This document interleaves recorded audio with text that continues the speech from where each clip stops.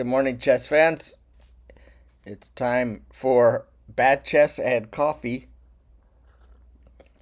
with your host of the Max Murray Show, Max Murray, broadcasting to you from the banks of the mighty Mississippi River in the Show Me State of Missouri.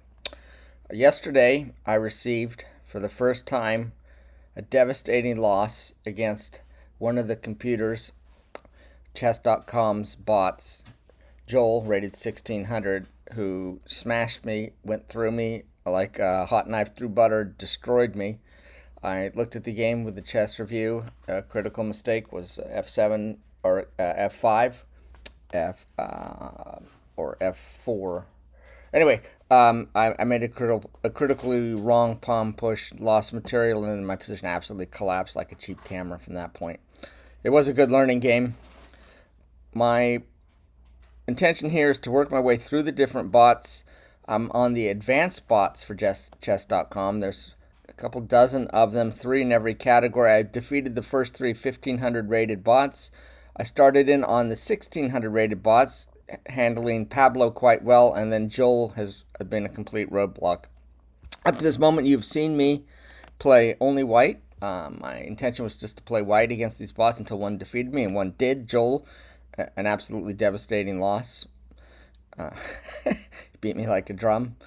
A good learning game, though. And so now I'm have black. So you get to see my black repertoire here as we take on Joel. Now, Joel has played the classical move d4, second best by test. I have two tricks up my sleeve against the d4 openings. One is to play d5, giving no ground in the center. Then I play a classical Queen's Gambit declined, and I haven't really chosen between which continuation to use with the Queen's Gambit decline. Usually I will go bishop on b to d7 instead of the Tartakower variation, or I think it's also called a modern, where you fiend shadow the bishop to b7. The problem with the classical defenses to the Queen's Gambit declined is they don't offer black necessarily a lot of scope to win the game. My other weapon is d6, which I can play against everything. I will play d6 automatically against king e4, e2, e4, the best by test. If Joel were intended to start the game that way, that would be my opening. So I have those two choices. We're going to go straight into my library of d6 defenses. So here now I'm preventing e4. Joel decided not to do it. He's going to go for a standard Queen's Gambit type setup with the pawns on d4 and c4. I'll go old Indian against it. I have to be a little careful here because he can stop e5. So what I do is I play d6 against everything, but instead of King's Indian or Perch, I prefer an early e7, e5, which I want to force here. If black were to play bishop to f4 and preventing e7, e5, then I would be forced really to go into a King's Indian style setup, which is not the end of the world, although I'm not well booked up on the various King's Indian style defenses. It's a huge tree with a lot of branches, a lot of theory, all heavily studied. I would try to play it in the classical King's Indian with e7, e5, and do the best I can in the situation. Usually when white plays d2, d4, and I start with d6, I'm allowing the e4 move, and that white usually avails himself and puts the second pawns in the center side by side, which is what I want to see. Those are the lines I have deeply memorized. All right, so Joel once again playing orthodox chess. Unlike the previous bots, the 1500s all were deviating by move 5 and playing ridiculous moves. I do think Pablo, the 1600 bot, played something at least semi-reasonable in the opening. But now I am going with, I might have to check the dog here. Okay, out of there, out of there. The dog creating a disturbance, which is unfortunate because I'm going to need all my powers to revenge my loss against Joel and continue my advancement against these bots. I'm rather embarrassed by my level of play yesterday. I think I concentrated a little too much on the positional niceties and less on the tactical threats and tactical intricacies of the position. And as a result, after I moved my F pawn to defend my king against a kingside attack, I left a pawn in my system, the E pawn, completely undefended and free up for grabs, chomped down by the enemy pony, and my position collapsed. And I collapsed kind of emotionally also. I do have to work on resilience. I'm the kind that likes to resign rather than get beat up too badly. All right, now we're going to go. Here it is, Patzers. E7, E5. We're going to immediately challenge in the center. Pinning the knight against the queen. I believe my answer here is the old Indian bishop on E7. I'm a bishop E7 man, not a bishop to G7 man. If the exchange comes, the knight on D2 defends it. The bishop right now defending the B square, B2 pawn, so that if white were to do an excursion with the queen, that pawn would be covered. Although that really is the least of my worries. Most likely white, Pablo, or Joel here. Sorry, Joel is going to continue with E2, E3, develop this bishop probably to the D3 square, and then castle is most likely his next. Next, he'll be connecting the rooks, probably by queen c2, and then he'll bring both his rooks into play. In the meantime, now there are some variations where black plays an early exchange in the center, e5, e4. I'm not as booked on the old Indian as I should be. I should be 100% up to the theory on old Indian, studying old Indian games. And I think that's what I'm going to redo. I'm going to learn the old Indian inside out, the history and current developments in this opening system, because it is transpositional. And I'm going to face it a lot against D players. D pawn players, now Joel is a bot, so this doesn't necessarily apply to Joel. But D players don't necessarily like to throw forward their E pawn. And one of the advantages of playing D6 against everything is when I get this E pawn going, you could very easily end up in a perch-like setup, which white is very often unschooled with. In addition, if white decides to play the queenless middle game and exchange the queens, then that is very tempting. Very tempting. I won a tournament game when white tried that.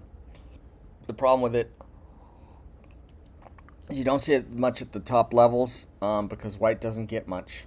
Doesn't get any real advantage, and finds himself in the queenless middle game without a plan. All right, here we go. Pretty sure that's the book move. And now we're going to castle the king to safety. I like to prioritize castling in the opening. I know that is Russian schoolboy chess. Every chess player is taught to get their king castled. Some of us delay, however, that castling. I don't like to delay it. I like to get it in as soon as possible. Here I castled on move 6. So I'm usually castling on move 5 or 6. One of my priorities in the opening, to get castled as quickly as possible.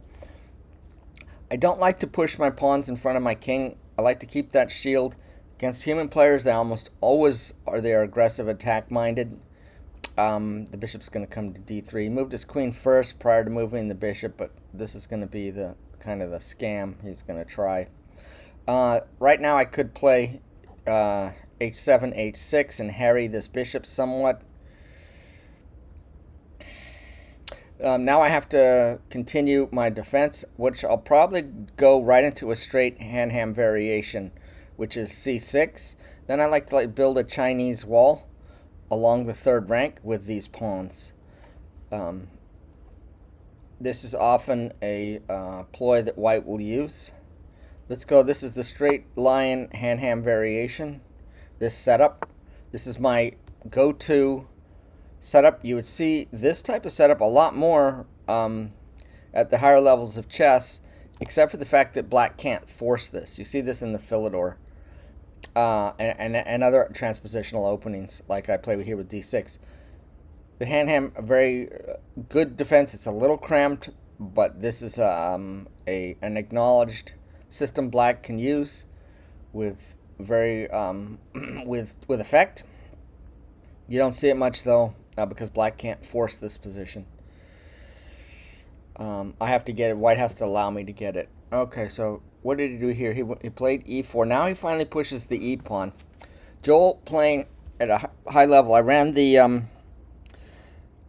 the yesterday's game against Joel, the devastating loss against the chess.com review, and I played very poorly. I played it like a 75%, 74% accuracy, which is well below my usual accuracy. I typically play upwards of 85 to 90% accuracy, but I was only at 74, which is kind of what you'd expect from a loss.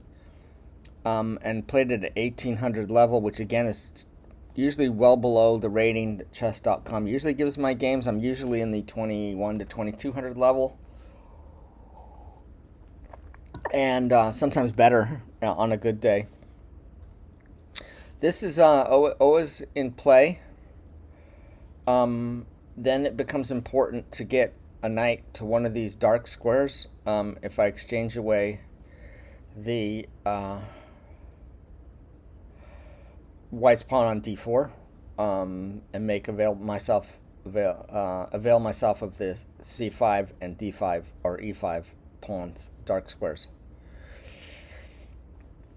This pressure is a little annoying. I could make Luft here. The disadvantage for black now is he's really not pinned anything. There is some tactical motifs black has by uncovering an attack against the bishop. I don't believe in this case, but I'll look at it in a second because I have to focus more on concrete tactical variations. This is a reminder. Kill the dog. Oh, I have to give the dogs their medicine, according to Alexa. The problem I have right now is the development of this bishop. It was doing kind of pseudo work. This is a reminder. Kill the dog. Thank you, Alexa. It was doing my light squared bishop was doing pseudo work defending this b7 pawn if white decided to move the queen out to b3. However, the queen is now sitting nicely like a bird on her perch on the c2 square. Very nice square, often square, white, a good square for the queen in many queen's pawn openings. Sometimes if black can get a rook to the c file, or in queen's gambit where the c file opens, I feel a little uncomfortable with my queen on c2 when I'm playing, because I'm a d4 plum player. Here, though, I don't believe it's of any consequence whatsoever. So this move often comes against the lion. Let's play here. We're going to play b6, and with the idea of, here's the move now. Okay, so here it comes. I can exchange. Very often there's a bishop on the mainline variations. There's very often a bishop here on the c4 pawn instead of this, on the c4 square instead of this pawn. Notice how I think I get a slightly improved variation of my defensive setup because the light squared bishop is not on c4 in these Queen's Gambit style setups.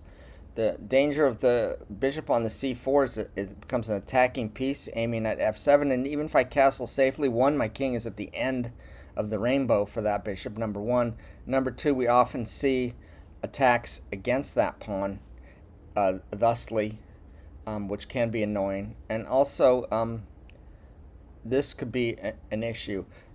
If white gets a knife on f5, I believe it's Grandmaster, what's his name? Ben Feingold, who calls it knife on f5.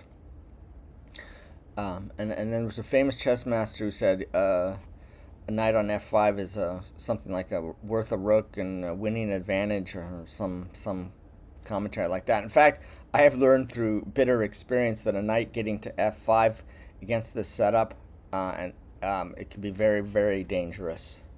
Very dangerous. White not particularly set up, though, for a kingside attack. When he decided to move the pawn to e4, he did reduce the scope of his queen.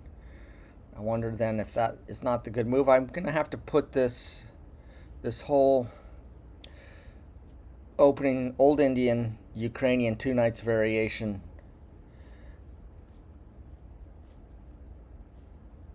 opening system. I'm gonna study it deeply. I'm gonna learn all the ins and outs of this. All the ins and outs. I know some of the ins and outs mostly by osmosis because I frequently play the line hand variation. We're gonna go on autopilot, get the bishop to b7. I'm not doing the tactical motif. Yep, this is the logical square for the light squared bishop. A d3 no longer making sense since the bishop would be staring right into the rear ends, the arse of his two pawns. Logical. Now he's going to castle. His rooks will be connected, and we're going to have essentially the setup that I suspected, except I thought maybe he would not commit this e-pawn so early. Now the question is, do I want to exchange? And there are variations where I do that exchange.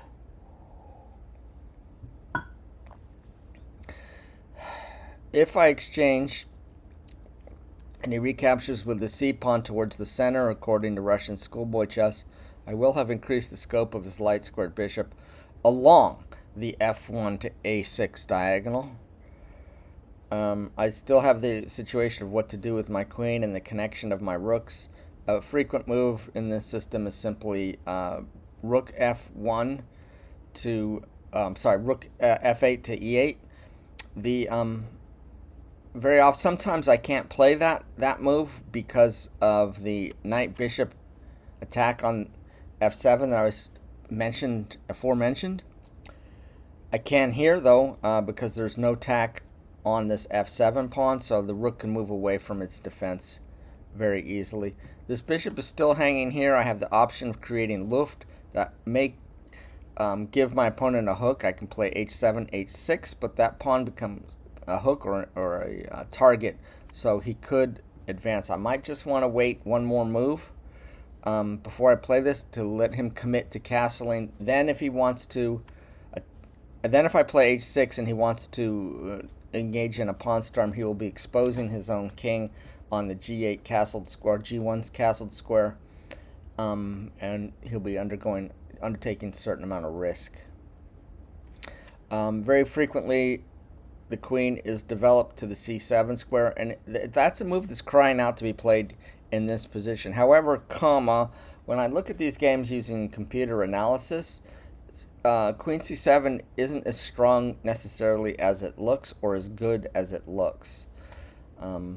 If I were to play queen to c7 here, connecting my rooks, the knight could eventually get itself to b5, and it comes attacking a backwards d6 pawn and the queen on the c7 square. That would not be playable right now, of course, because I've defended the square, but he could recapture my bishop. Still got the square defended. I could play this, and that's one of the reasons why I usually do. That's the Chinese wall, aforementioned. Gee, it's almost like I've seen these positions before. The Chinese wall, these four pawns. I'm trying to keep this bishop out of the b5 square so I can settle my queen nicely on the c7 square. So I think those are my two main options right now. h7, h6, which I may play. He could castle queenside, and if he does, that leads to a very interesting play. What black is trying to accomplish here is I'm going to get my share of the center with an early e7, e5, get myself castled to safety, develop my bishop old Indian style to e7, and then try to expand on the queen side, which is my style of chess, expansion on the queen side. Do that with white too. The purpose of my 1d4 opening setup is to get queenside expansion primarily, not to attack the king. If speaking of tagging the king, if white were to play a move like, let's say it was playable, it probably isn't in this particular situation, but if white were to play something like knight to h4, aiming at this hole on f5, now that my bishop is gone and can't exchange that knight off, um, the defense is to play g7, g6. That keeps the knight out. Then rook e8, which I might need to play now, and then bishop goes into the slot, King's Indian style, like that. Okay, so let's see if we can show it cleanly with arrows. So it would be this, this, this, and this. Okay, that would be the maneuver. The problem then with moving h7, h6 is if I were later to play g6, this pawn would have no defenders until the king moves to h7, which is possible, and then it would be followed by another move like f5 then with the rook behind it. But anyway, I'm digressing, not focusing on the tactical problems. This exchange might come. I want to do that after I play a6 again because I want to protect that sensitive square. It's a little slow. But I'm preparing to capture here. Once this file is open, I can bring the rook here, and then I have a rook opposite the queen. So I think that's what I'm going to do. The plan, Patzers here, is to play at some point c6, c5, bring the rook to the c file, put it opposite the queen, who is not particularly well situated offensively. Okay, there we go. Chinese wall has been formed. You can see it from space, the Chinese wall. All right, interesting move here. Finally, Joel makes a move I would say is somewhat unorthodox. He's playing to Finchetto his bishop that has already left the roost. He's done the opposite of closing the barn door after the horse has bolted. I'm not sure what he's intending. There was no reason to support an advanced a2, a4 with a pawn on. Sorry, I got the boards backward. I'm used to playing white against these bots. Playing h2, h4 supported with the pawn by g3 doesn't make a lot of sense since that pawn required no additional support. It's one of the most supported pawns on the chessboard, supported by the knight and the bishop. It doesn't really need that pawn. He can wang it up the board.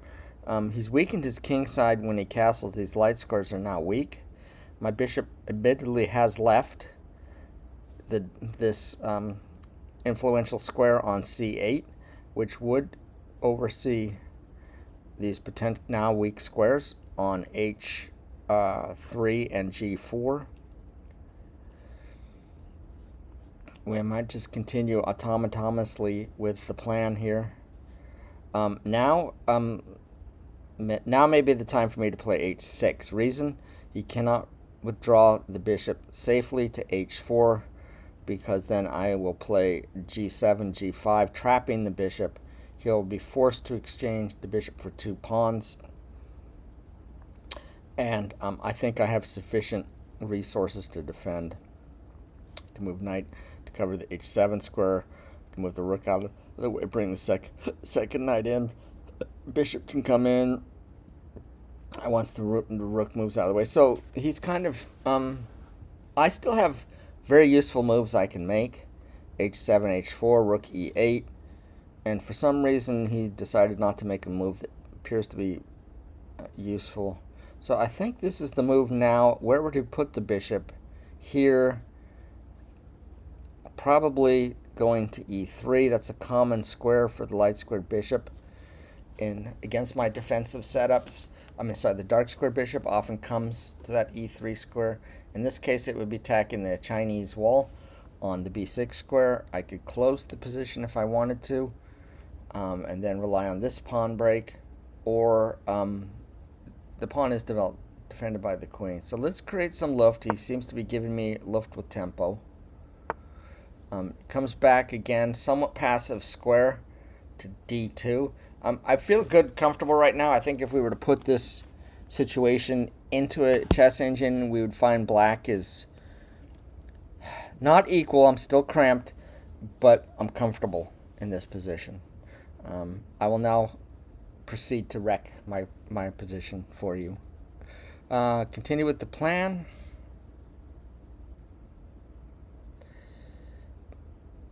So let's take a look at some concrete variations. I'm going to play c6 takes d5, attacking the head of the pawn chain. You either attack pawn chains at the head or the root. That's generally the best way.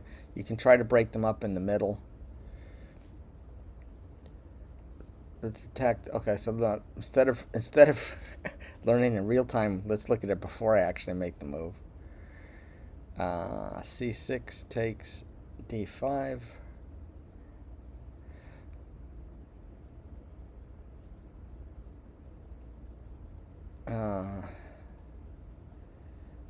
Okay, he could recapture with the knight. That I could exchange the knight off then, and that would reduce my cramp. Notice there is a square here on c5 for the knight. The knight often will come to roost on one of these two squares, either e5 or c5 in this situation. Talked about it earlier when I discussed an early exchange of my e-pawn.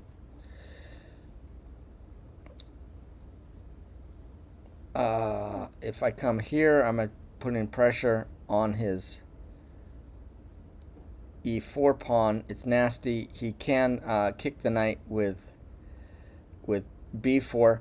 The very often, sometimes I will play the knight to a5 when I want to put a. I'm sorry, I'll play a pawn to a5 when I want to put the knight on c5 to fix the knight on that outpost. Now he couldn't play b4 because I could exchange that b4 pawn off.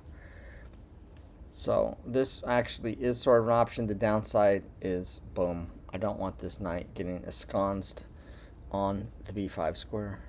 So I'm going to keep the Chinese wall formation. Pawns like to be next to each other. It's very flexible. Either one can advance, protecting the other. Okay, so I don't know if knight really is his best move, allowing me to trade off one of my cramped pieces. If I can get rid of this cramp, then I'm equal. If he recaptures with the pawn, almost certainly it will be towards the center in Russian schoolboy style. You capture towards the center. That will allow me to pin his knight against his queen with a rook. His bishop is eyeing my a6 pawn. However, it's well defended by my bishop on b7, who is looking for a job right now. Right now he has no real job. He's behind his pawns. Look at this. He's behind his pawns, not really doing much. If I capture here and white plays with e4 takes e5, now the queen's open on this diagonal. The pawn has moved, is no longer a target. But that could cause an attack. Oh, you see now one of the dangers of one of the drawbacks of my playing h6 is now this maneuver is available to him, because I can't reply to keep the knight out of f5, knight f5. I can't reply with g7, g6 due to this bishop on the dark squares attacking my h6 pawn. If I played g7, g6, that pawn will be free for the taking. I've got to play rook and bishop here. Let's do that. We're going to just continue. I think I want my bishop on f8. Ooh, he's going to try and take space. That's a reasonable plan for Joel. He's playing well. They say this is a 1600 bot, but I'll tell you, this is no Pablo, the other 1600 bot, and it's light years ahead of the 1500 bots that I polished off so easily. He played b2, b4. What does that do for him? Well, this knight's no longer defended by a pawn on this long dark square diagonal, but that's not a concern. He weakened the square on a3, but that's not really a concern. But if I do the exchange,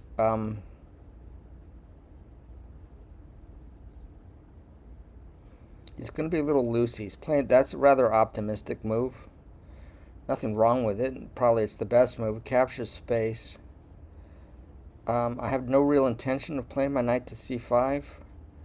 This, I could challenge it now. Okay, I could challenge. Then he's likely to try and get his knight here. I'm going to calmly set my defenses. I'm very wary against Joel, having received the beating of a lifetime practically yesterday. I really got trounced. I'm not used to being manhandled in such a way on the chessboard. I played poorly. I collapsed. Like a house of cards. If it's the morning, I hope you're enjoying your coffee. Rook on A to D1. Well, now I can't castle queenside, so not that he would after having pushed these pawns. He's committing to a lot of play here on this side of the board. My side of the board as far as I'm concerned. Now I could play, if he decides to move knight into f5, now I have the g6 availability, defensive resource, because I've covered my a6 pawn with my dark squared bishop, meaning he can't gobble it up if I remove its pawn defender.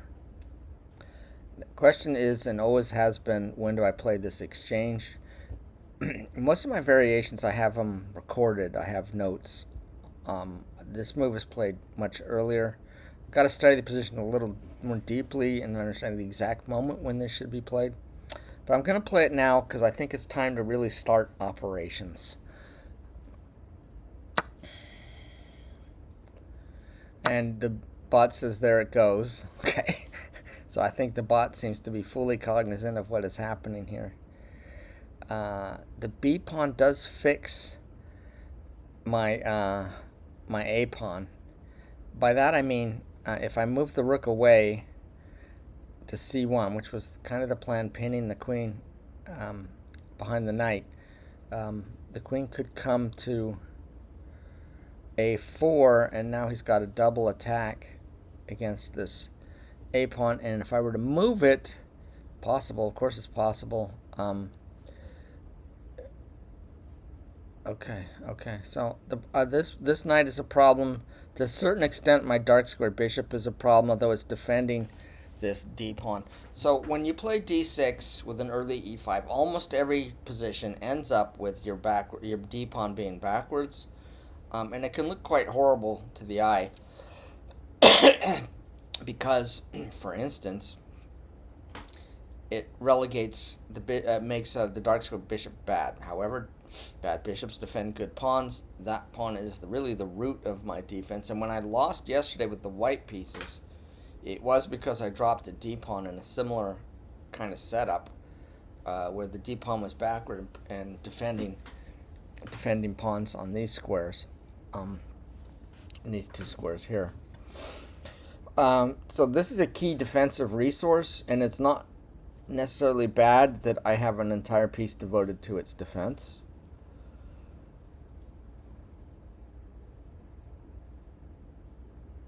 What I could do here is I could play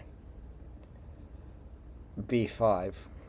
The idea is he has weakened these squares on c4 and a4 with the rather hasty pawn advance b4. He could strike out here. If the queenside liquidates, I'm fine. I could move into this space. Sometimes you have to give up squares to get squares. So what if I were to try something like this, and he were eventually to sink a knight into b5? Now he's attacking that sensitive d6 square. Now you can see why I'm concerned about it. However, I do have the available resource, but he could combine it, with the knight coming in to f5. So he can come after this square with his knights if I allow it. I have an important pawn break possibly here to f5. That is probably the key pawn break in this position. The side with the pawn breaks typically has the initiative, okay, or can gain the initiative. That is probably the key pawn break in the position, and I would effectuate that by playing g7, g6, probably putting my king on h7, getting this knight moved out of the way, maybe to this square, and then playing the move f5. That's a plan. The reason was if the e pawn is undermined, then this d pawn becomes a target. Notice his d pawn though prevents a full-on frontal assault against my weakness in the position, the backwards d6 pawn. That's always a reason why capturing with the piece sometimes is better for black, because then when that piece goes away, he has the frontal attack against a backwards pawn. But the backwards pawn is deep in my own position. It's covered by a dark squared bishop. It can be easily covered by other pieces. Easily covered, okay? Easily covered. And therefore is not as necessarily lucrative a target for white as it might appear optically. Let's look at some captures. If I capture here some wild nonsense, I mean, I can get 2 pawns for it. But he'd probably recapture with the queen. There's nothing, no real future against that. Just looking at some wild stuff, okay? Trying to stay tactically alert. Rook here, queen here, attacking this pawn. Don't like it. I have to go here. Takes. Really opens stuff up for his bishops. If I play b5, this move is almost certainly coming.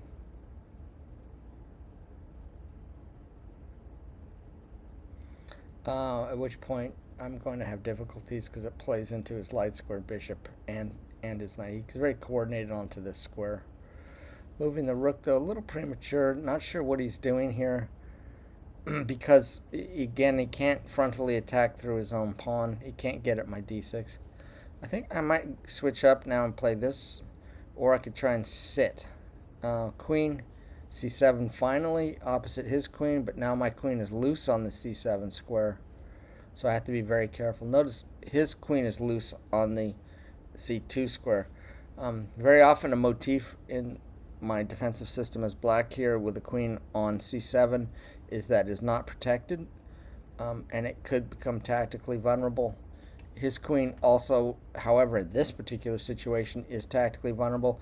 For that reason, it probably was better with the rook on c1, and you start to occupy this open c file. The reason why I was thinking about putting my queen on c7 is so I could bring the rook over from e1 to c1. I'm sorry, e8 to c8. I have chessboard dyslexia. What else do I have in this position? Knight g4 doesn't seem to really offer any fruitful pastures for that pony. I am set up to play here and here and here. Very ambitious. Start to undermine this center. I'm probably best sticking to this formation. Okay, probably best. Whew, this looks wrong though, really, honestly. This is probably okay. I get my bishop to this dark square diagonal. Oops.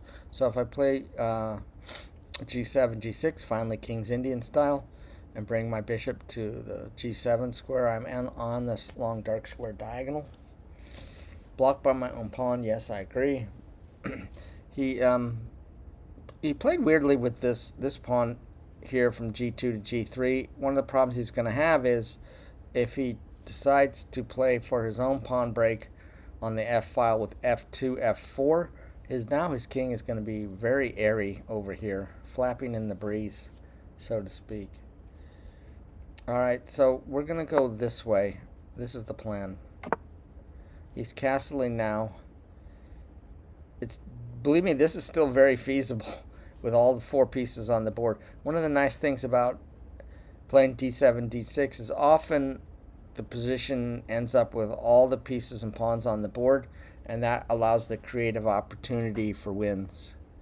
So many different openings have wholesale liquidation of pieces that the winning chances often get diluted quite a bit through wholesale exchange. Okay, now he doesn't have at all this maneuver. Now phase 2 is do I want to move my bishop gratuitously off its starting on the square f8 where it returned. So it's kind of a peripatetic bishop. Wandering bishop. It went to e7 and then back to f8. And now it's going to tweak itself over to g7. It's a little bit humorous how it's pacing back and forth within his little cell. Look, he doesn't have very far to go, but he's making the most of his what mobility he has. I kind of contradicting myself a little bit because if I had ever really intended to play f7, f5, then the bishop would have been better placed on f8 for that, but then the bishop doesn't support it so much. Can I take my eye completely off my backward d6 pawn? Right now I can, because he can't get to it. Okay, he can't get a knight on it. And the only way to get deep into my position is to post up a knight to get it on that. The dark square bishop can't put pressure on it, although that could be coming if he chooses to sacrifice a pawn. I defend this way, though. Cover that important square. I think I shield this pawn fairly well. There's also queen c1, pinning the knight, starting to restrict white at that point. White essentially had a free hand up to this moment.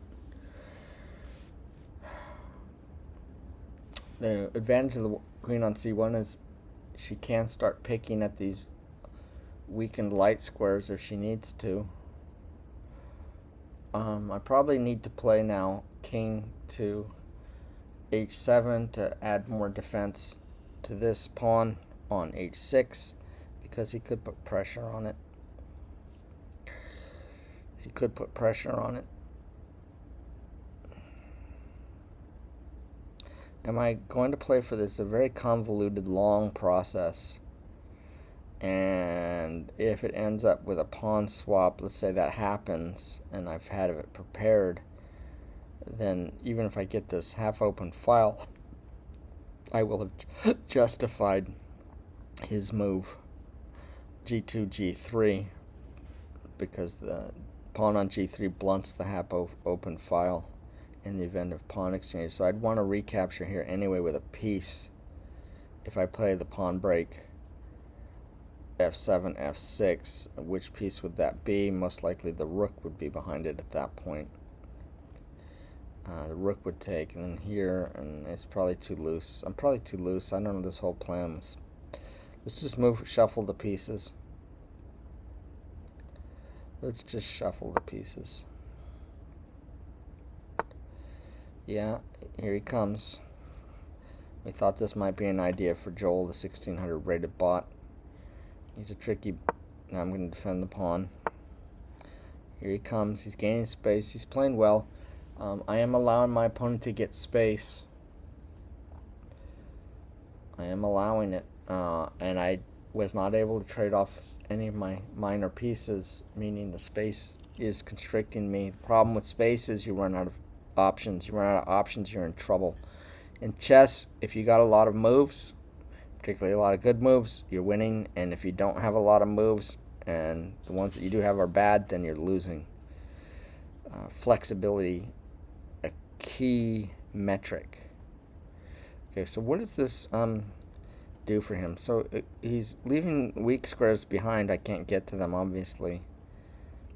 On the other hand, the pawns advancing in front of the pieces, I love Philidor, where Philidor said you advance the pawns and you keep the pieces behind them. However, he can't put pieces on these squares now.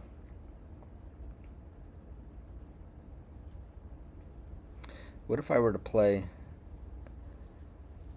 a5, attacking this pawn, and he were to capture? He has an outpost for the knight here, attacking this now that the bishop is gone.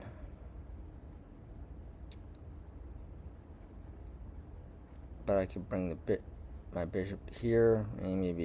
It's me. What if I move away now, rook?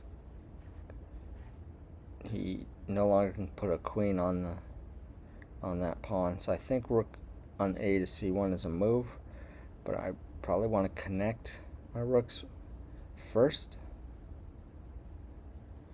Queen here.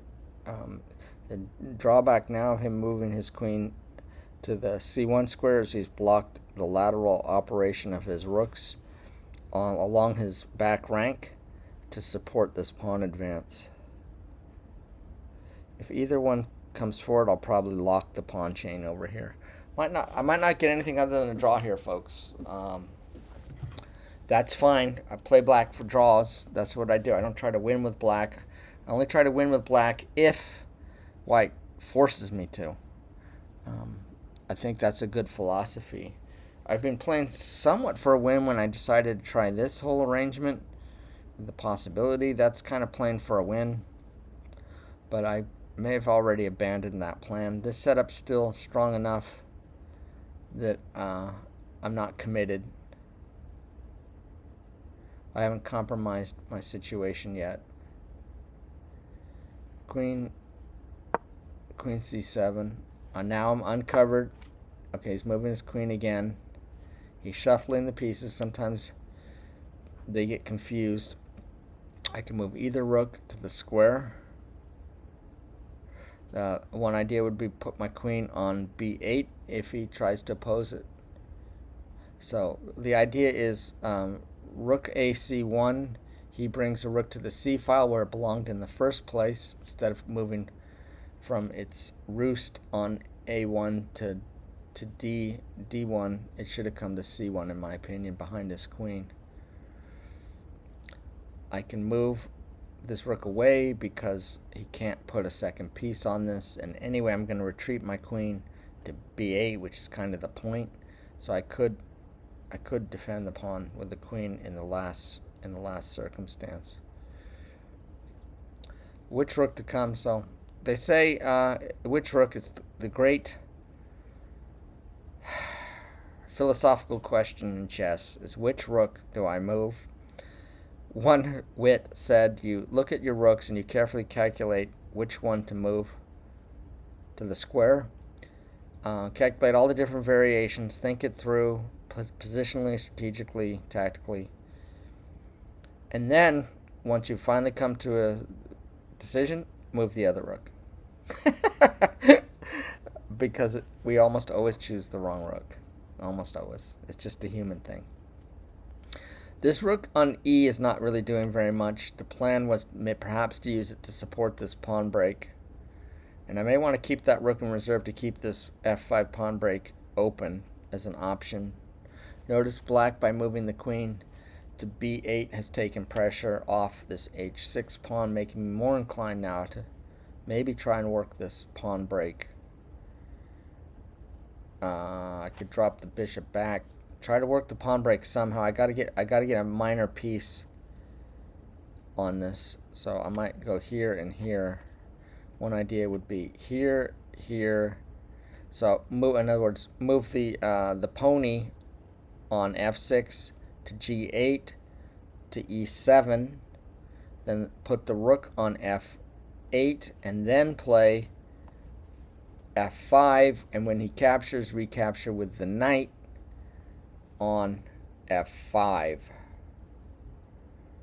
So that's a rather convoluted plan, but not impossible. And for that reason, I might want to just keep this rook handy on the e8 file, and I'm going to move the a rook Now I can bring the queen to b8 without worrying about entombing my rook on its starting roost of a8. So black playing a waiting move kind of here. A3. I'm sorry, white playing A3. I'm used to playing against these bots when they're black. He might try the same sort of king in the side pocket defense that I'm using here by moving his king from G1 to I'm sorry, G1 to H2. He's kind of at a lack of a plan. Have you noticed? Sure, he's got his space. Optically he's got all this, but he doesn't have the pawn breaks. I talked about it. I talked about it in the early part of this game. The side that has the pawn breaks has the opportunity to get an initiative, if not the outright initiative. I have the most important pawn break on the board by far. Why? It undermines his center, makes this pawn on d5 a target eventually. Is that the end of the world for white? No. Even if he were to lose both these pawns, he can target my backwards d6. And that might be enough for him to hold the position and equalize. Still have to be careful about rook coming to c1, which is what I think he should have done instead of this move. And then I would have put my queen on b1, and that's her safe square. You got to get your queen to a good square, and it has to be a safe square. Queen, the strongest piece on the board, but also the weakest in the sense that the moment she's threatened by a heavy piece or a minor piece of lower value, she's got to get out of the way. She can be bullied hither and yon across the chessboard, as we are all familiar with. Problem with moving my rook to f8, is deprives the bishop of that f8 square defending this d6 pawn, but the queen has taken up that duty for now. As ignominious as that is for the queen, queens do not like to be protecting pawns. They like to be out there threatening pieces for their kings. They battle tooth and claw for their kings. The queen. It's kind of cool. She is the most powerful piece. She is royalty. She is regal.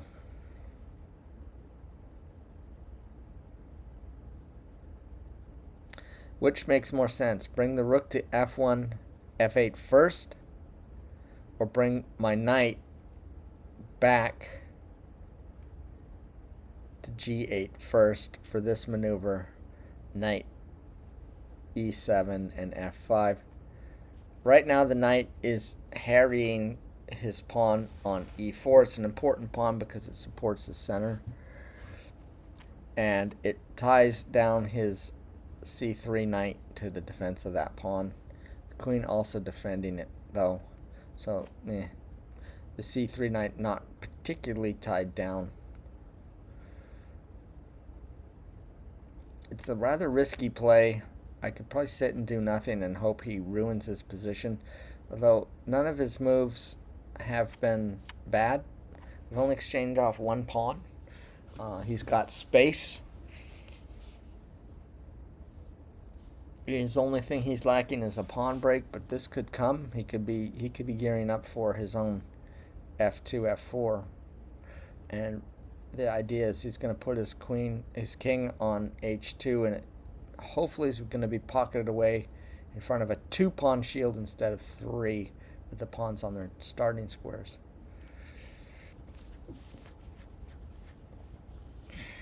Let's put the knight back. I think that's the least committal move. He's shuffling his rooks. He doesn't know what to do. He wants to defend this. That's kind of a mistake, I think. Now it's a little more committal if I move my knight on g8 to e7, because the knight's going to require 2 moves to get back to its strongest developmental square on f6. And on f7, apart from supporting this pawn break, the knight is dominated by white's pawn on e4, meaning these 2 squares are stopping the knight from advancing directly forward. In addition, the pawn here on e5 is stopping the knight from getting to the queen side. And I've got pieces in other squares where my knight might want to occupy. So if I bury my knight, in essence here, blocking defense of this d6 pawn, I'm committing myself. I have to be assured that this pawn can't be attacked so easily. This gets me space, though, and I need space to survive. If I don't get space, I could die. Lack of space is the seeds of defeat. What happens, like I've said, is you slowly start to run out of moves and options. And the fewer options you have, the worse your position. So here we go. We're going to commit the knight. Or I could move the rook and not commit the knight yet. Let's move the rook. We're not committing the knight exactly yet. I can always come back here if I need to. He's moved the king to h1 instead of h2. h2 the stronger square for the king in my opinion, because it would be defending the a3 pawn, which is completely loose right now. Yes, I can't get to it, but that might be a turn of events at some future point. Okay, he's not making my queen uncomfortable, so she can scooch along this second rank so far. Setting up my pawn break now. Here he comes. Here he comes. Dun, dun, dun, dun, dun, dun, dun, dun, dun, dun, dun. Okay, now he's decided to go for a pawn break. The only one he had in the position, other than a5. And he's going to attack my pawn on a6 via a battery involving the bishop, the clergy, and his pawn on b5, putting pressure on a6. My plan is, as I announced much earlier, is I'm just going to lock this pawn chain. Yes, queenside play is often, and space is often, black's key to equality in these d6 against everything setups.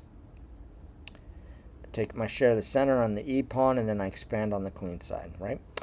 But I've already sort of acknowledged that I no longer have that option of expanding over here. And therefore, if I take, I think that would be disastrous. Okay, absolutely disastrous for me. This is required, essentially forced. Now he's coming opposite my queen. He's trying to come alive. So I will let my queen sit here. He doesn't want this to come yet. He could play here now. And then all hell breaks loose, basically. My queen, does she remain here? First of all, notice the problem for his c3 knight. Blocked badly by its own pawns. Also blocked by the clergy men on e2. So if he wants to unmask this rook, you'd have to come to a square a2, which is a wretched square for the knight. Wretched. He can't come to b4. I think I'm getting the upper hand. I'd be curious to see what the evaluation of this position is. Computer-wise. Am I equal? I still don't think so because of the cramp. But I've got an idea and a plan. I am the man with the plan. Now, sometimes in chess, we want our opponent to come up with some harebrained idea or plan because it backfires on us. These plans, the best laid plans of mice and men, often go awry, as the poem says. However, it's better to have a plan than no plan in chess. Period. End of comment. And white has been playing as if he has no plan. He's been shuffling his pieces around. Yes, he's got space. Yes, I agree. All right, so let's focus on the concrete, because I lost yesterday against this bot because I did not focus on the threats. The threat is he can unmask my queen, and my queen now has to make a decision. She has two areas to retreat to get out of this tactical annoyance. She can come to b8, and that was sort of the plan originally, to plant her on the b8 square. She, at that point in time, she was also defending the pawns here, with a2, which isn't so critical anymore. I could bring her to the center, back to her original starting square on d8, where she remains in contact with the b pawn this way, which might be important, although it's guarded by the knight. Problem is, it cuts my rooks off, and if I play this break, I may want to move my rooks to this diagonal. Notice by playing g2, g3, he's made the f pawn backwards and a potential target, and then he's additionally weakened it by moving his king away to h1. So this pawn is a potential target, right? There, let's take a look at that. That's the potential target. And I'm going to do that by playing thusly, right? Boom, boom, boom, boom, boom, boom, right? Rooks pile up my rooks. However, he could exchange the rook off down the c file before I get that in. The queen over here can come to the attack. Look, there is a nice hole here. I just now noticing it. That's a gaping, toothless gap.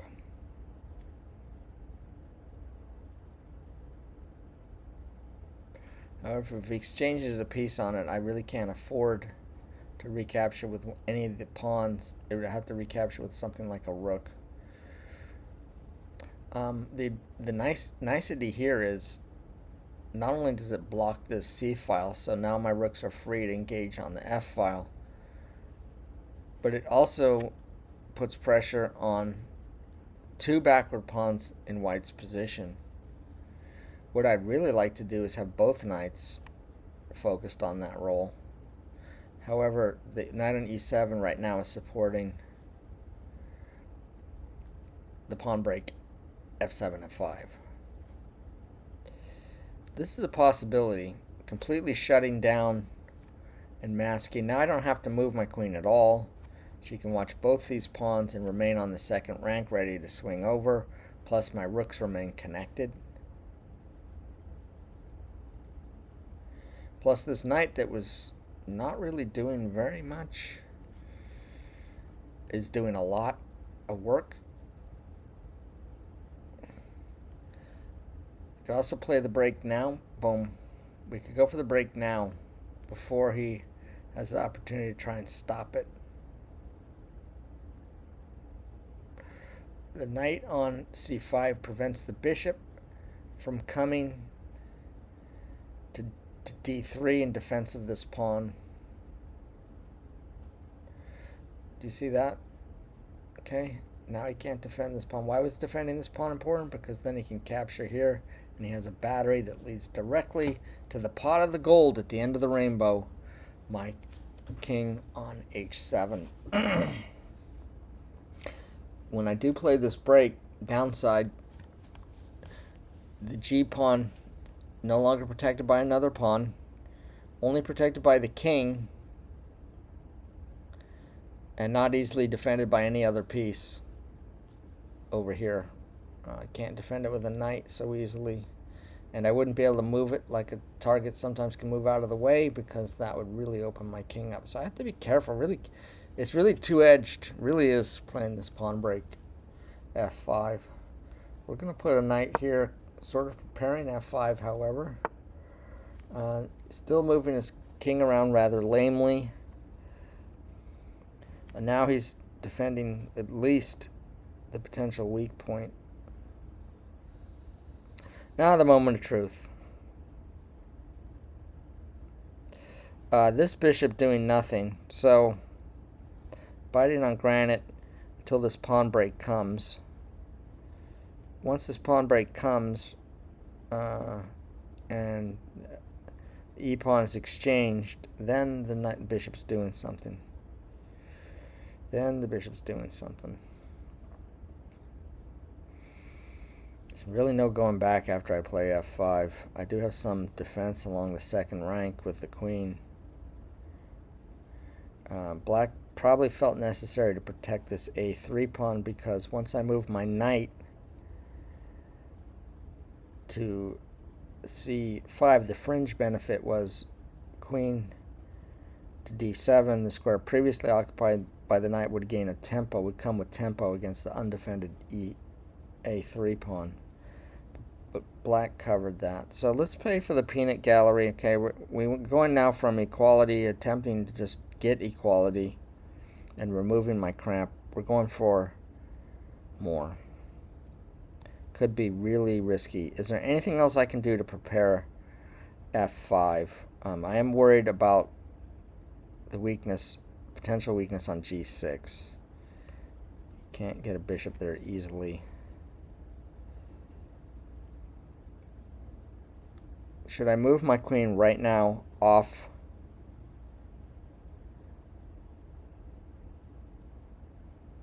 the c file? She's better there. She's better on d7 for sure.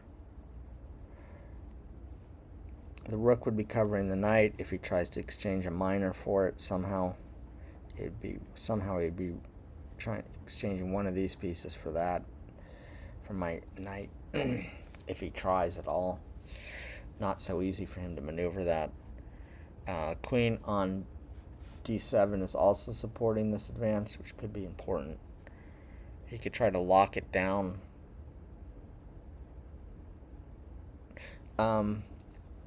Could try to lock it down.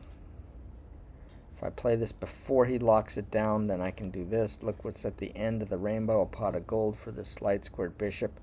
The clergyman sitting patiently doing yeoman's work on the b7 square might suddenly be a very dangerous and threatening piece. We're going to play the break now. Here we go. Fasten your seatbelts. The captain has put on the fasten seatbelt sign. White has moved bishop on d2 to e3.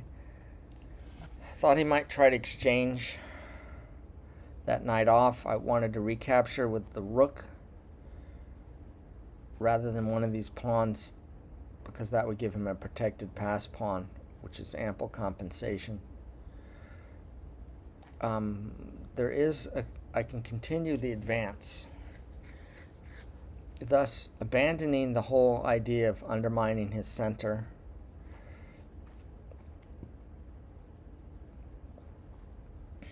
Capturing here right now with knight, I could take that. Threatening this, that's the target, remember? Just like Pickett's charge, the target was a copse of trees at the end of a giant field about a mile across. Okay, I have to step away for a moment. What I want you to do is look at this position while I'm away and consider what you would play here. I'm very sorry for the interruption. I don't have the video editing skills at this time to take out what will be dead air. But take a look at this position, and I'll be right back.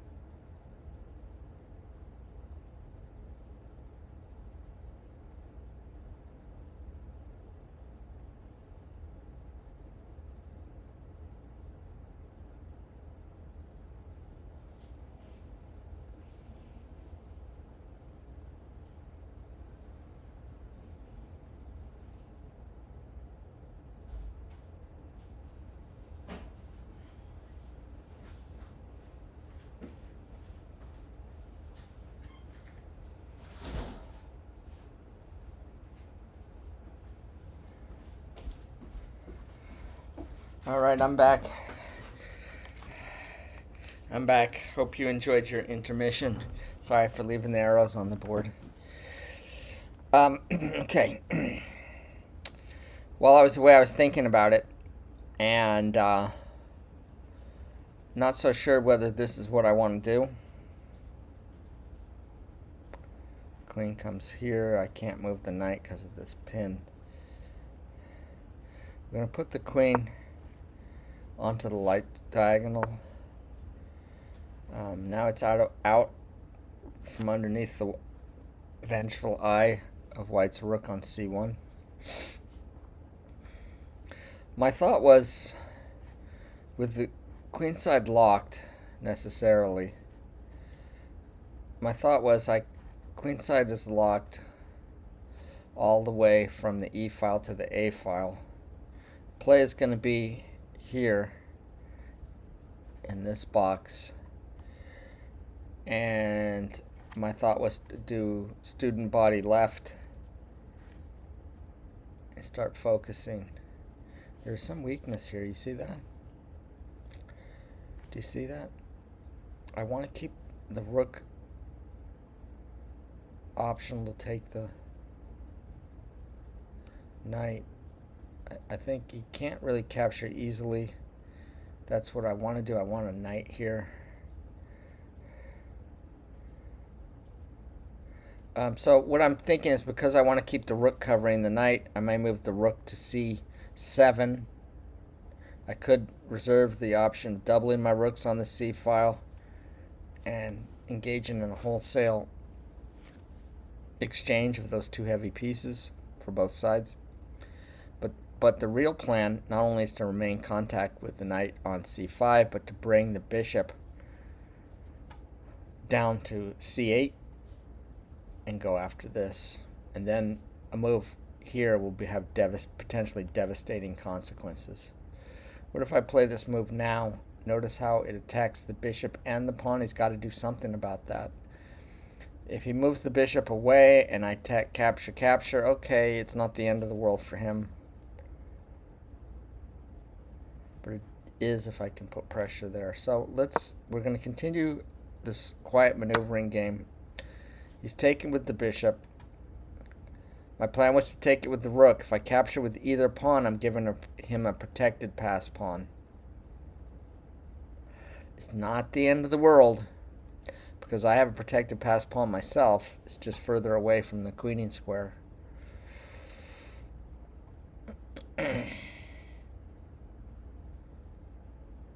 I'd need to get a blockader here. It's worth looking at for a second at least, right? So we play d6 takes c5.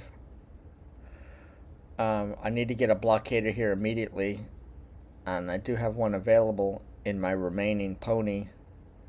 I could move knight to c8 and then to e6, blockading his passed pawn and attacking his pawn in e4. It's a possibility. I mean, it's not impossible. The thing is, I have to get this effectuated before he has the opportunity to play d5, d6, forking my two pieces. I could blockade with the queen if I have to. Queen's very poor blockaders. Well, it's kind of an interesting question whether I should do something like d6 takes c5. Blockade with the queen.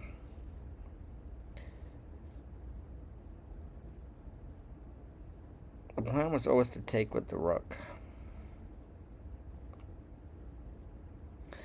Obviously, white was concerned about my knight on c5 doing so much potential damage to his pawn structure that he decided to sacrifice what is called the minor exchange of a bishop for a knight. I don't believe this is playable. It just looks really bad to give him not only a protected pass pawn, but also on the flank.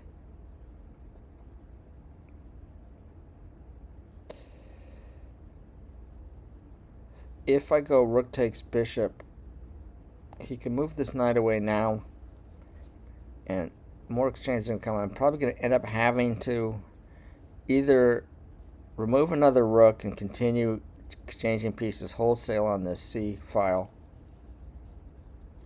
or have to play one of these two pawn captures eventually, regardless of anything what I do. The question is my position better with the rooks on the board in this situation after d6 takes c5, or am I better in a situation where maybe the rooks have been exchanged off on this c file, and then I'm forced to play something like d6 takes c5. Let's say there'd be rooks there or something, with fewer pieces. The fewer pieces on the board, minor pieces and major pieces, heavy pieces, the stronger the pawns become and the more important they become. And I don't want pawns to become important if he's got a protected passer on my side of the board. So I'm talking myself into this maneuver. I'm talking myself into it. You hear that?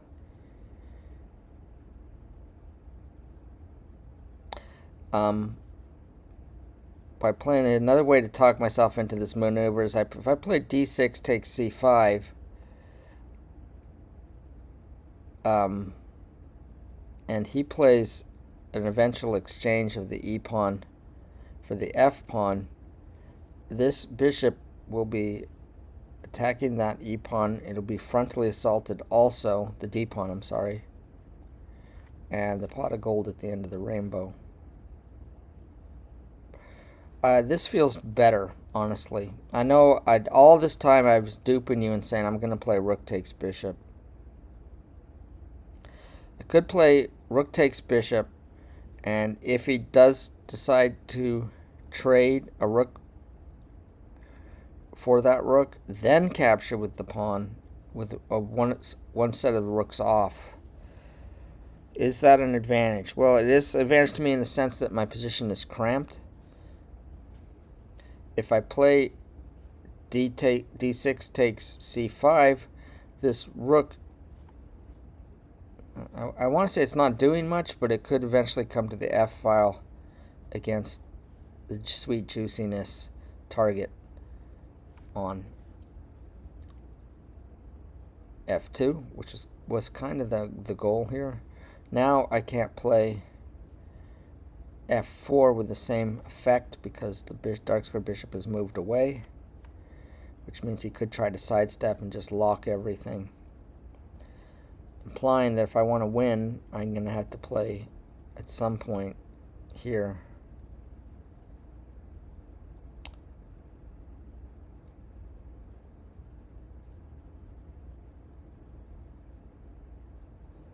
And if I'm going to play here, if I'm going to have to play that, prevent him from further lock. Remember, the play was going to be in this box. If he's going to try to lock the pawns up, for example, if I were to play f4 and he tried something like this, and then I go here, maybe he advances. But if I can get this battery on this pawn, he's going to be anchored. He's not going to be able to get things going. Wow. It's a very complex situation. If I do this exchange and I do end up having to blockade the past protected pawn on e5, the disadvantage of my queen is no longer targeting a key weakness. I think we're going to take with the rook, continue with the plan of putting the bishop on c1 and go after this weakness. I think that's going to be important. That's going to prevent him from having the mobility necessary to try and lock down these pawns. There we go, I've committed. Queen. The b4 is tiring, it's exhausting, these moves. All the shuffling, I don't really see often the direct purpose of the shuffles. I think he just doesn't know what to do. It's a bot 1600. The bots at this level are not particularly strong, or shouldn't be, although I got absolutely crushed by Joel here, the 1600 bot, yesterday. I actually got steamrolled. That, however, was due to a tactical failure on my part, the loss of a key pawn in my position, and then utter ruin and collapse that precipitated from that. I really don't like this move. He just did queen to b3. This rook now loses a defender, and I could put my rook here on c8, and now the knight is pinned pretty darn badly, honestly. Pretty darn badly, honestly. Why? Why not put the queen somewhere here, like here, instead? Defending the rook and the knight. If you're worried about the knight, if you're worried about me playing rook on f8 to c8, attacking this knight, defended only once by the rook, why not put your queen on b2 instead and do both jobs? I really am attracted to the idea of rook f8 c8. However, I got to get this bishop into the game, and I want to continue with the plan. He could do all this shuffling and prophylaxis that he wants over here. That's fine. My focus is play in this box. That's my focus, okay? So let's continue with my focus. Now he's got troubles. He's weakened it further. This could come. I could finish him quickly here. It's not impossible. Dog's something of a distraction. All right, let's look at the position now in terms of my pieces. The light square bishop and the queen finally really doing a good job of targeting a key weakness. The dark square bishop has never found full employment. He's particularly not effective at the moment. My knight could be better, but needs to reserve the option to recapture on f5. So the knight is okay. Let's go through it. So let's with blue, okay? So hang on. The knight is okay. The queen is great. The bishop is okay. The rook is fine. This rook is fine. The only real problem is this dark squared bishop. Okay? His pieces I don't think are as well positioned. His queen is doing nothing. His knight is blocked in by its own pawns. His rooks are okay, I think. His light squared bishop could be better, but it's okay. And this knight is probably okay because it's on an active square, although it doesn't really have a future. And it's blocking the pawn break that he did have. I could ruin my position just by playing here. Or do I? Let's look at it. So I play here. Now his knight that was bad plays here, attacking the rook. The rook has to exchange. Now he's got... Yeah, I can't allow that. I simply can't allow... I can't allow that. I think I have to play here. He's going to play here, then I play here. Right? We unmask the threat. Boom. Now it's potentially devastating. He has to defend that threat by going here. Now I'm attacking with my H pawn in battery with my queen. He's got problems. Maybe have to move the knight away. Right? Then my bishop can find gainful employment on this open diagonal. So, okay. It gives another square to my rook too. Now the knight, though, not so good anymore. Dominated by the pawn on e4. Alright, so this is the plan. It's risky, but this is it. Here. Yeah, I agree. I can simply, though, work around it. I'm in check. Let's put the king in the corner. It's usually pretty safe in a corner square with a bishop cat a corner to it. We're playing rapidly now, which is probably a mistake. I'm going to remove this knight. Okay, go to the kitchen sink, the counter, the cupboard under the kitchen sink, and get out knight remover. I got to be careful. I'm playing quickly, and I lost to Joel already in a situation where I tactically fell apart. Yes, good job, Joel. You got your knight in a very difficult, dangerous situation. It's attacking the rook. That I didn't see. I might have to give up the exchange.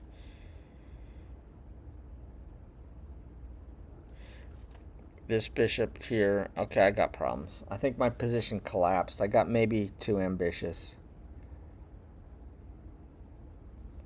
Is this rook completely trapped?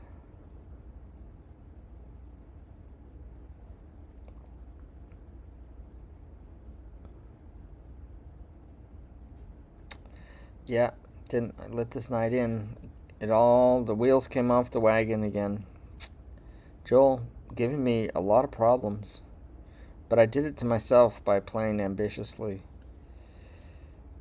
There's this move. Cutting the bishop off.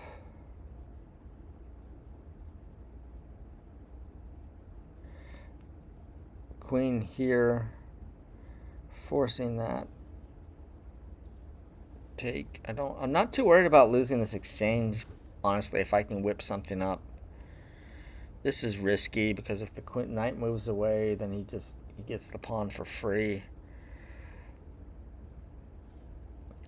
I don't want to just capture here and give him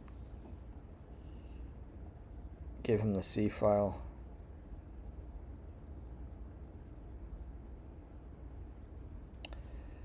Capture here, bishop here is really good for him. I think I'm losing. You're going to watch another epic collapse in a very tactical type situation. If I put the queen here, I'm threatening the knight. It's going to force the exchange.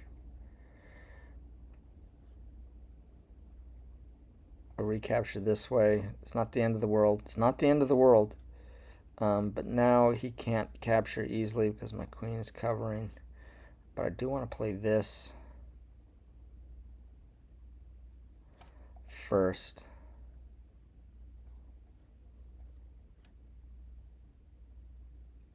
Before I play queen here, and I can cover the pawn if he gets attacked. I still have quite a nasty attack coming. Okay, I still have quite a nasty attack coming.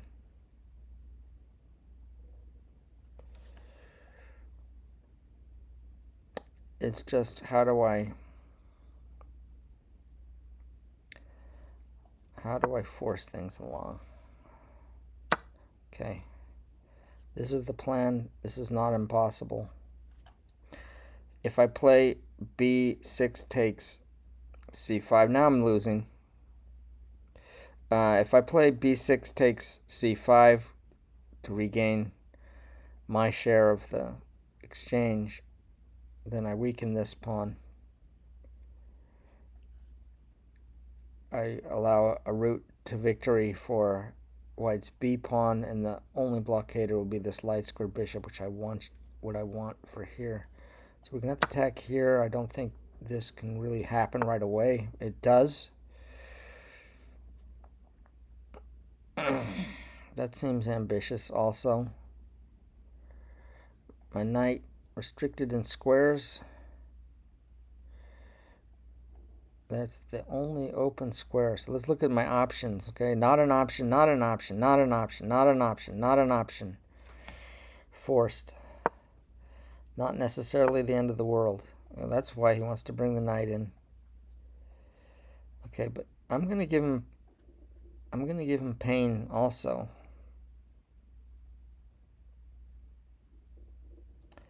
I'm gonna bring the pain also. Oh, he's attacking here. Yeah. Yeah, the wheels are falling off the wagon a bit, aren't they? If I defend it, I'm gonna lose over here. If I go here, he's just gonna capture.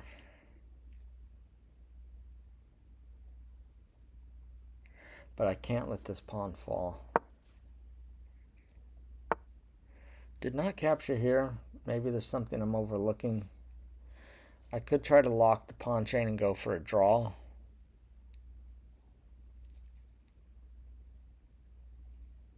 He doesn't have a dark squared bishop, so he can't get at these pawns too easily. And I do have a dark squared bishop to defend them. I might have to just go for the draw here. I mean, I want to play for the win and all, but things aren't going well, if you haven't noticed. If I try to exchange this off, the fact that I have dark square dominance is important. The only way you can challenge the dark squares is with this knight moving to a light square to attack a dark square like he's doing here.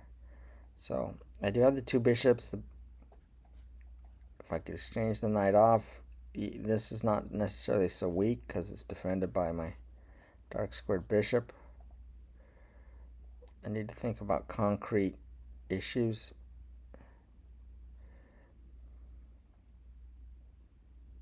I might try to bail out and go for the draw, and I believe the first stage for that would be moving my pawn from h5 to h4. But look, there is quite a nasty little attack.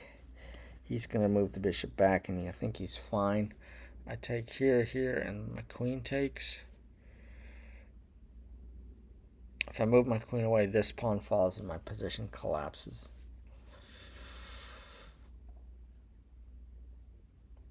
Rook suddenly useless. Wasn't a bad game.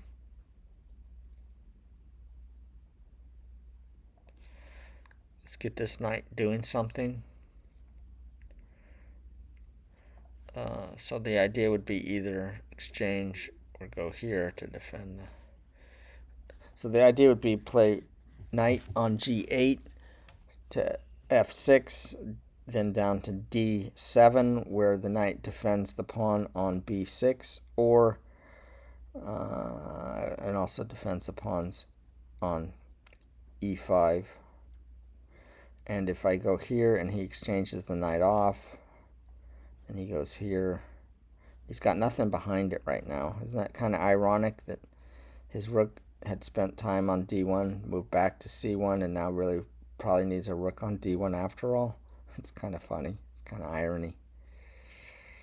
I blockade it.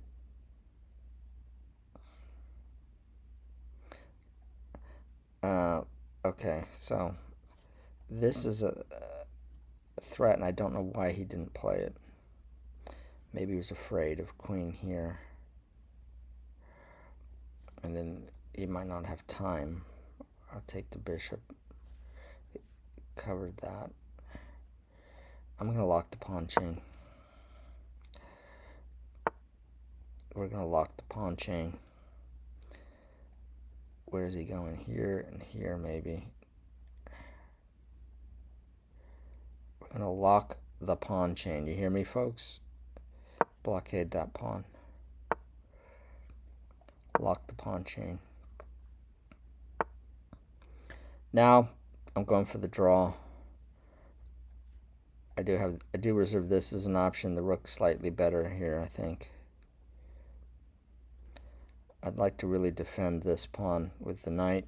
The way to do that would have the knight here, which is more ideal. The rook doing nothing here except keeping the knight out. Okay. So where's the sensitive point? That's somewhat sensitive. That's about it.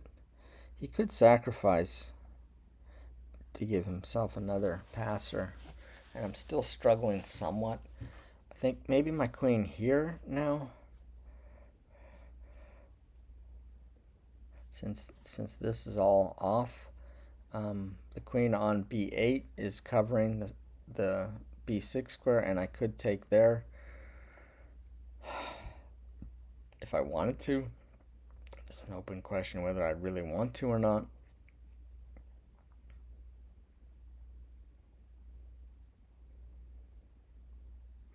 I believe I can play knight on g8 to f6 and threaten this knight away. Oh, yeah, I agree. I agree, you can really get your knight shoved down my crawl. But while the knight is moving around in my backfield, it's still, I can't really take that. I'm just going to do nothing. This is why I don't want to move my rook to e8. Just gets the knight into the c7 square with tempo. If I go here, it comes into the c7 square, opening this diagonal.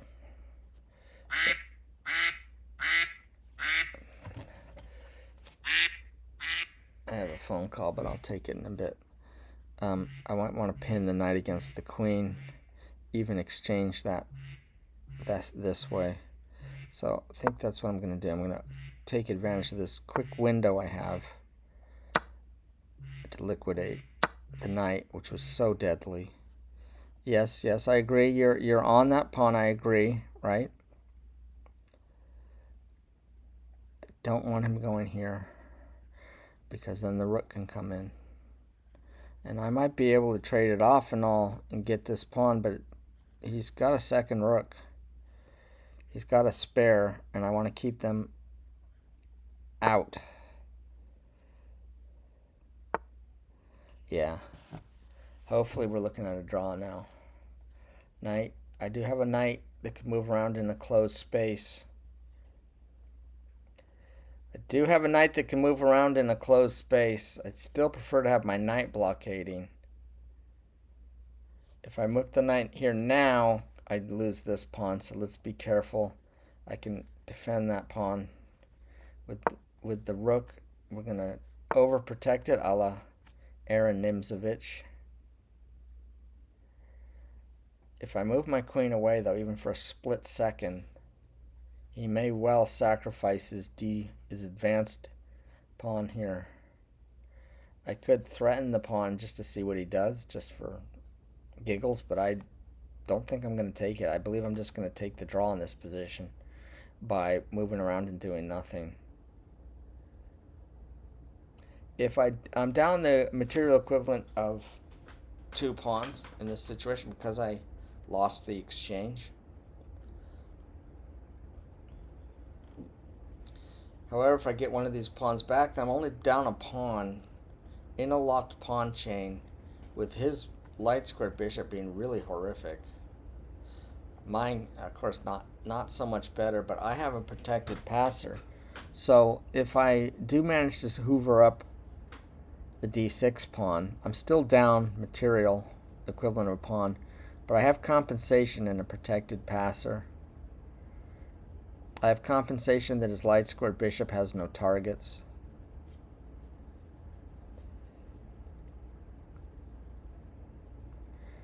But I think I'm just going to go for the draw. Where do I want this dark squared bishop? Here, perhaps?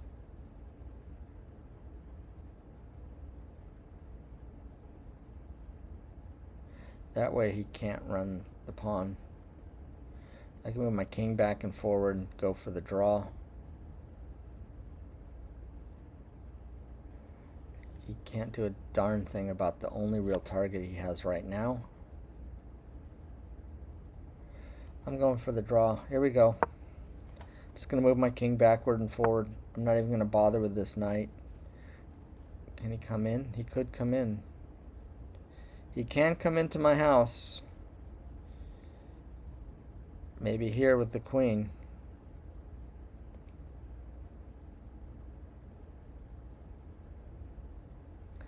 He can come into my house. So let's think about this. He's showing me something. He's got something new under the sun.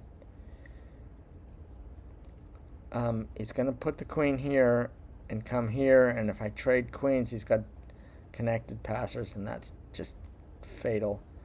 I can defend that square here. He can't move his queen to any. So I have to give up my protection of there. I'm going to have to do it by shuffling my rook. This knight, I'm probably made a mistake not, I want to bring my king over to the added protection, but that would block the bishop.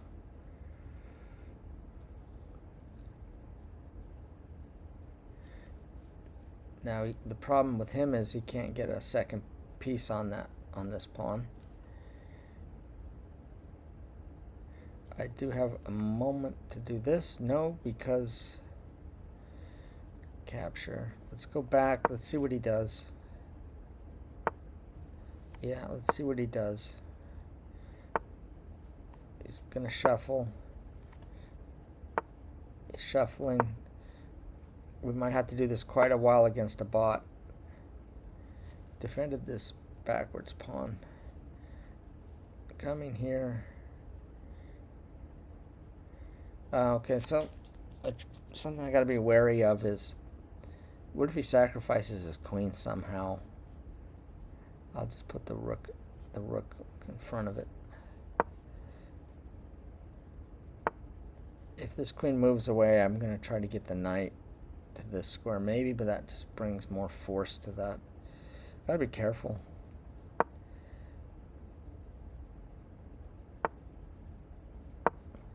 All right, Joel, what are you gonna do? This is move 53. It's been a long game. I might get the draw. Somewhat fortunately, as I kind of flubbed an initiative. He got his knight in. I have such a problem with the knights. You can go back, I think, to the very first game I've played since I've come back now, after a 2-year hiatus on the YouTube. And I talk about how knights get posts in my side of the board and I just get creamed. I've even thought to the extent that I need to find an opening system as black where I'm exchanging bishops for knights, a la like the exchange Rui Lopez,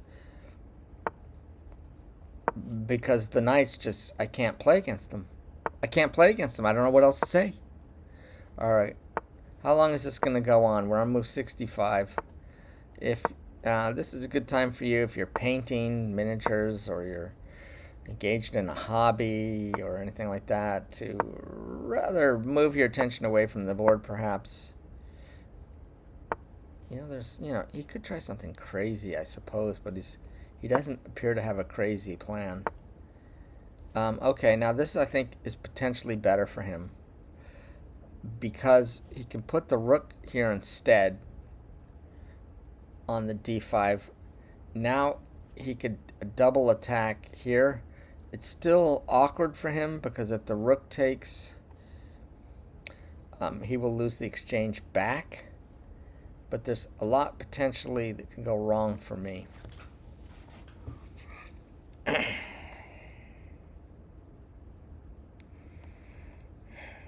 Now I reserve the right, though, to move the rook back to this position. The only way the rook keeps his queen out of c6, so he can't do this situation to me with the two pawns on d6 and c6. And the rook also overprotects the pawn here. The knight here and here might be good. Probably should have done that while I had the chance. That might be even better because this knight doing nothing. Okay, now the whole repetition thing has to continue. I don't have a chance to repeat positions because I've moved my knight to a new square, but this is a much more solid defensive setup. You can't offer draws, unfortunately, to these bots.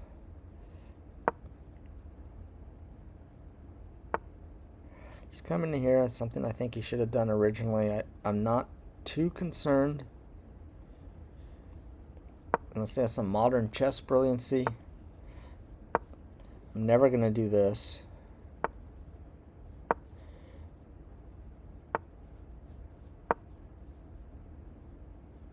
Because I want to draw after a harrowing experience of my attack collapsing. We're on move 82. Could go on for 150. Trust me.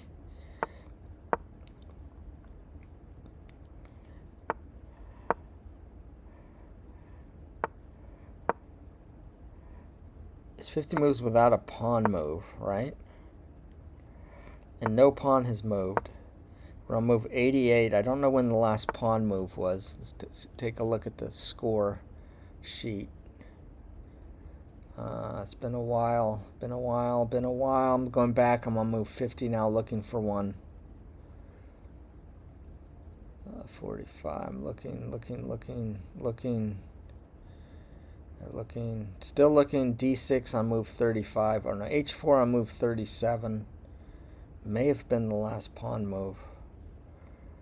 37 and 89. That's 43 moves away. So a 50 move repetition rule may be coming up.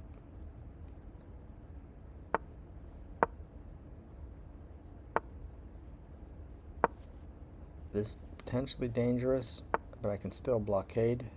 I wonder why he doesn't move his bishop here. Because this is sort of a battery he can create. I wonder why he doesn't do that.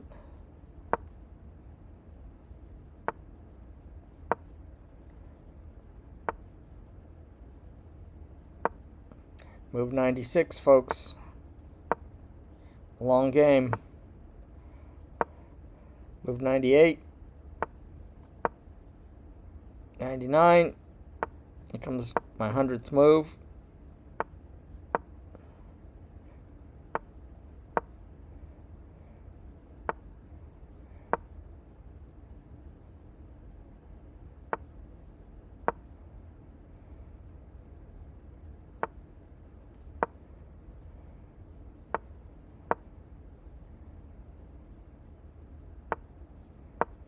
The computer knows which positions have been repeated and which haven't, which makes it even worse.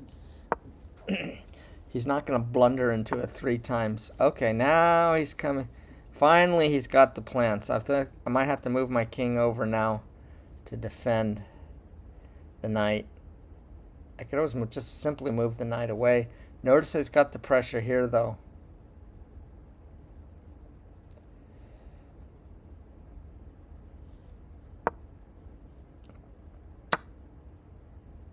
Oh, I blundered. Or did I?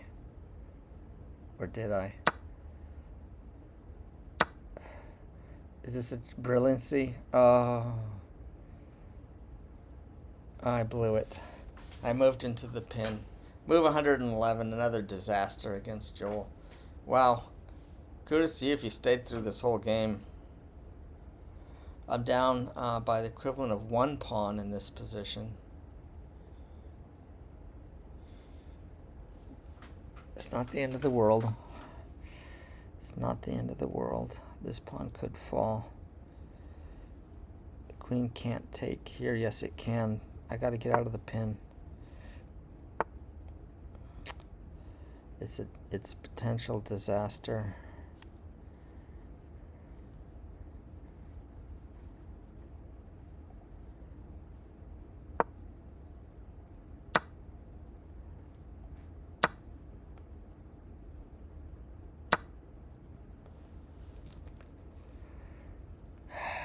Might resign in this position. I think I'm going to resign. Ugh. Well, another disaster. Hope you enjoyed the game. Another disaster I fell into. Didn't think about that. Oh well, it was good though. Apparently there were 18 mistakes made during this game. 3 blunders. It was a complete debacle again. Wow. All right. Ciao.